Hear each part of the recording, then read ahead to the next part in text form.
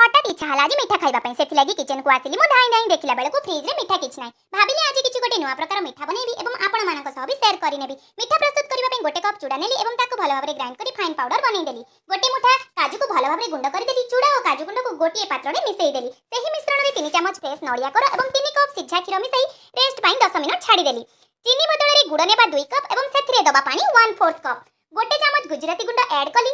गुड़ पानी रे मिलबा पर्यंत गैस रो फ्लेम को हाई रखितिली। गुड़ पानी भलो भाबरे फुटी गला परे सेतिरे चूड़ार मिश्रण को ऐड कली। मिश्रण रो पानी सुखिबा जाय कंटीन्यूअसली 15 मिनिट पर्यंत घांटुतिली। घांटी घांटी हाथ दरज होला परे सेतिरे 2 चमच देसी गुआ घियो ऐड करि देली। देखंतु सांग माने मिठा तो बिल्कुल रेडी हे गलानी। चाहा टिके खाली याको आकार देबार अछि। वर्तमान मु गोटे केक पैन नेली सेतिरे तेल भलो भाबरे लगेई देली। केक पैन रे मिठा को भलो भाबरे सेक करि देली। गोटे पतळा कपड़ा रे ढांकी ठंडा हवा पई छाडी देली। मिठा खाइबार इच्छा आउ कंट्रोल हैला नै सेति पई किचन को आसिली मिठा को कट करबा पई। देखंतु सांग माने केते सुंदर भाबरे मिठा बनी गला। 7 दिन पर्यंत मोर मिठा खाइबार टेंशन गला।